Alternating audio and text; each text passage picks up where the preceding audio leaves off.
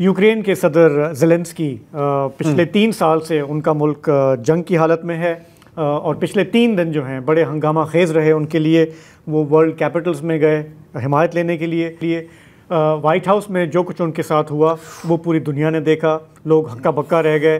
ایسے لوگ جو 40 سال سے کور کر رہے ہیں انہوں نے بھی کہا کہ ہم نے ایسے مناظر ایسی سرزنش نہیں دیکھی. ایک دنیا بدل گئی ہے سر, ایک وزٹنگ ہیڈ آف اسٹیٹ کی. لیکن اس کے بعد پھر ہم نے دیکھا کہ وہ پہنچے یورپ میں. وہ برطانیہ میں تھے. لنڈن میں ان کی بڑی آؤ بھگت ہوئی, بہت گرم جوشی ہوئی. برطانوی وزیر اعظم ان سے ملے 10 ڈاؤننگ اسٹریٹ پہ. اس کے بعد ان کی ایک خاص ملاقات ہوئی وہاں کے بادشاہ چارلز سے, اور دیگر یورپی لیڈرز بھی وہاں پہ جمع ہوئے اور بہت ہی سپورٹ کے بیانات سامنے آئے. برطانوی وزیر اعظم نے کہا کہ ہم یوکرین کے دفاع کے لیے اب ایک کولیشن آف دا ولنگ بنانے جا رہے ہیں جس میں یورپ جو ہے وہ ان کے ساتھ کھڑا ہوگا. انہوں نے اعلان کیا کہ $2 بلین کی سپورٹ دے گا برٹن یوکرین کو, جس سے وہ 5000 ایئر ڈیفنس مسلس لے گا. اس کے علاوہ بھی پہلے کوئی $2 بلین یو کے دے چکا ہے.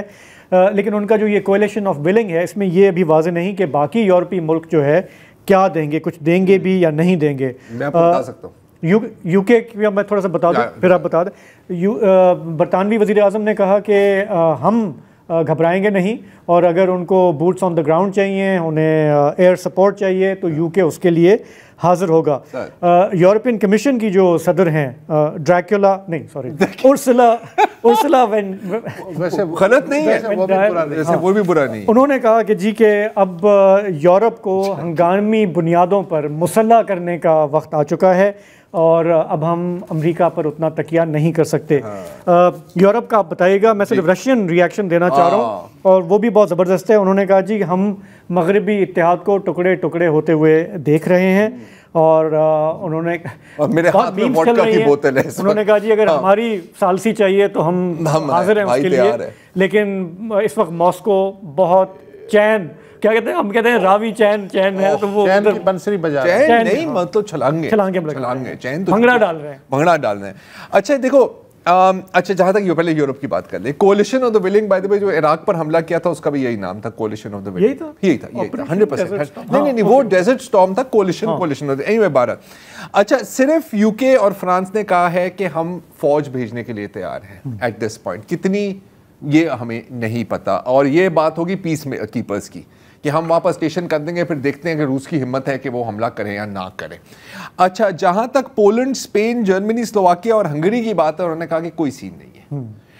سلوواکیہ اور ہنگری تو باقاعدہ ان کے خلاف ووٹ دیتے ہیں یوکرین میں, لیکن یہ کوئی اب بڑی بات نہیں رہی کیونکہ 6 دن قبل ایک روس کی مذمت کرنے کے لیے اور یوکرین کی سلامتی کے حق میں یورپ نے ایک ووٹ پیش کیا.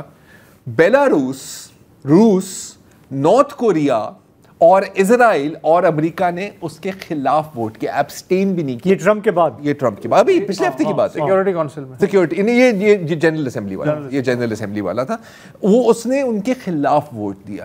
جس طرح ذلیل کیا ہے زیلنسکی کو, مجھے تو لگ رہا ہے کہ یہ کس حد تک پرسنل ہے. اب میں مانتا ہوں کہ زیلنسکی بھی وہاں پہ گیا تھا اکڑ کے. اب ظاہر ہے بندہ دن رات تمہیں گالیاں دے رہا ہے تو تم جب ہی تو نہیں پاؤ گے نا اسے.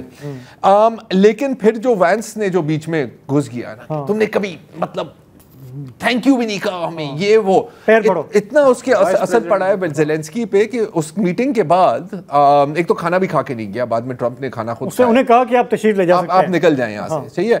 اس کے بعد اس بھائی نے کوئی 3-4 گھنٹے لگائے, اگر وہ ویڈیو چلا دیں, ہر ورلڈ لیڈر کو تھینک یو کرتے ہوئے.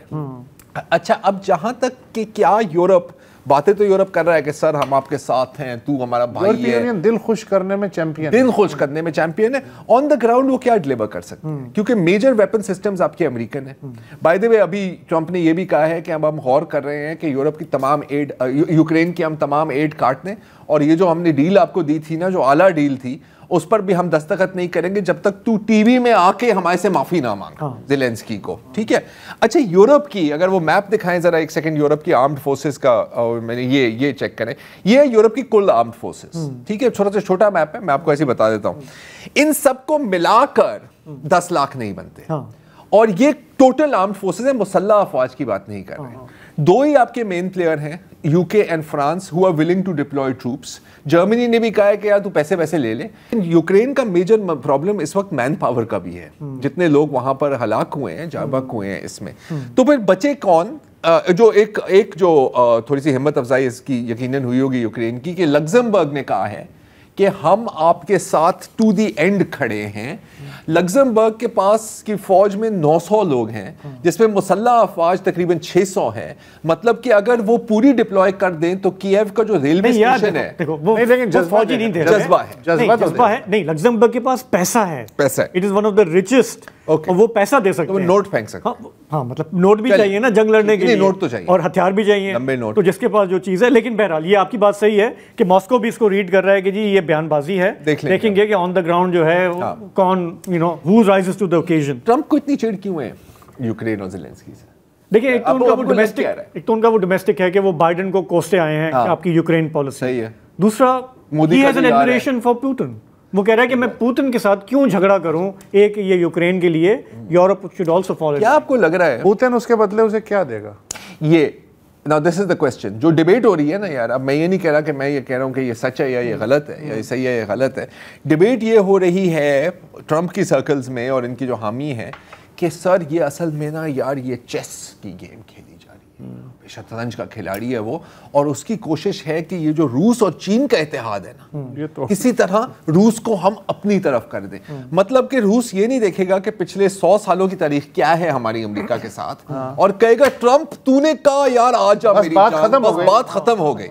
تو یہ ہے. لیکن I guess وہی spheres of influence, اب اس میں وہ کہہ رہا ہے کہ جی یورپ بھلے میں آپ کو روس کے حوالے کر دیتا ہوں, آپ مجھے ادھر تنگ نہ کریں. پتہ ہے لانگ ٹرم میں امریکہ کی فرام ورلڈ وار 2 سے لے کے آج تک کوشش یہی رہی ہے کہ یورپ اگر طاقتور بنے بھی صحیح تو وہ ہمارا نمبر 2 ہو, مطلب ریموٹ کنٹرول ہمارے ہاتھ. اور ہمیں یہ بھی دیکھنا چاہیے کہ ٹرمپ کا اباؤٹ ٹرن ہے یا یونائٹڈ اسٹیٹس کا اباؤٹ ٹرن ہے. ابھی تو ٹرمپ کا ٹرن جو ہے وہ یونائٹڈ اسٹیٹس کا ہے. ٹرمپ کا یو ٹرن ہوگا بے شک, نقصان یونائٹڈ اسٹیٹس کو ہی ہے.